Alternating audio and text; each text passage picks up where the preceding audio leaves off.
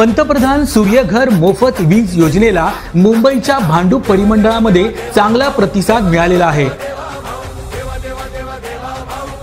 महावितरणाच्या या परिमंडळात 600 ग्राहकांनी आपल्या घराच्या छतावर सौर ऊर्जा प्रकल्प बसवलेले आहेत आणि त्यामधून त्यांना मोफत वीज मिळणे देखील सुरू आहे। यामध्ये ठाणे शहरात 53 तर वाशीमध्ये 150, पेणमध्ये 397 अशा एकूण 600 ग्राहकांनी सौर वीज मिळवण्यास सुरुवात केलेली आहे।